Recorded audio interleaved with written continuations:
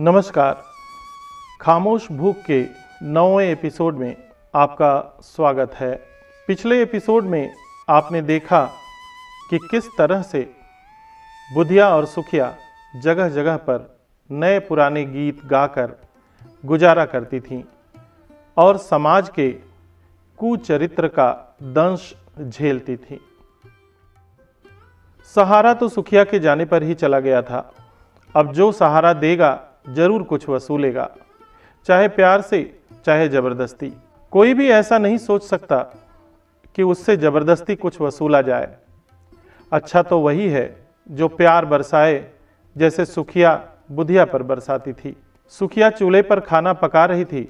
लोहे की नली से फूंक फूंक कर सूखी पत्तियां जलाने की कोशिश कर रही थी। बुधिया चारपाई पर लेटकर किसी चीज से बच्चों की तरह खेल रही थी। सुखिया ने प्यार से आवाज लगाई, बुद्धि, ए बुद्धि, उठ रे, खाना तैयार होने वाला है, जा ये बर्तन धो ले आ, खाना खाते हैं। बुधिया शिकायती लहजे में बोलती है, दीदी ये खाना अच्छा नहीं लगता, वो ढाबे वाला अच्छा लगता है, मटर पनीर की सब्जी और तंदूर वाली रोटी। सुखिया चारपाई के पास आकर बैठ जाती है और बुधिया का गाल तेजी से 2 उंगलियों के बीच दबाकर बोलती है, ना बेटा ना, रोज रोज ढाबे का खाना नहीं खा सकते बुद्धि, पेट में ढोल बजने लगेगा और पेट में ढोल बजेगा तो सुनकर लोग भाग जाएंगे, पैसे की जगह जूता चप्पल बरसाएंगे। ऐसा बोलते बोलते सुखिया बुधिया के पेट में गुदगुदी करने लगती है तो बुधिया हंसते हुए बैठ जाती है और हंसती ही जाती है। पेट की ढोल, ना दिन दिन ना, ना दिन दिन ना। फिर हंसती है और कहती है, चल दीदी खाना खाते हैं।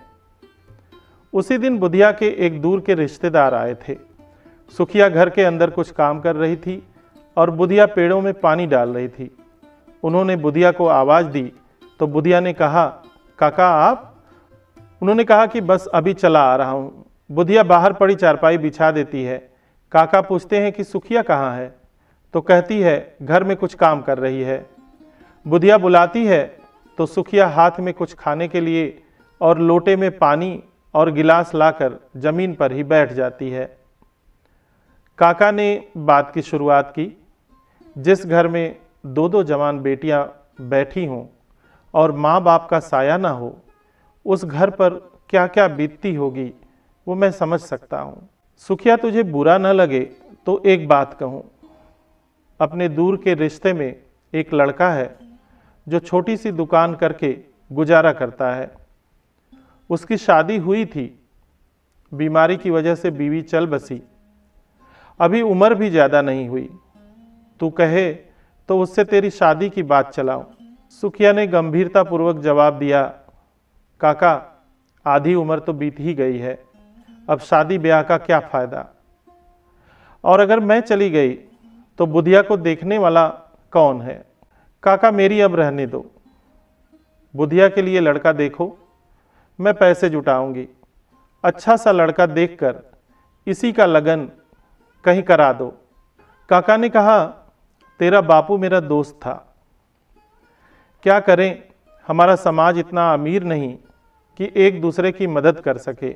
सब किसी तरह 2 वक्त की रोटी का इंतजाम करते हैं। दोनों बहन इस बात पर अच्छी तरह सोच विचार कर लेना और मुझे बता देना। अच्छा अब मैं चलता हूँ, मालिक तुम दोनों को सुखी रखे। दोनों ने काका का पैर छुआ। काका जाने लगे। कुछ दूर जाकर काका फिर मुड़कर ताकीद करते हैं कि मेरी बात पर गौर जरूर करना।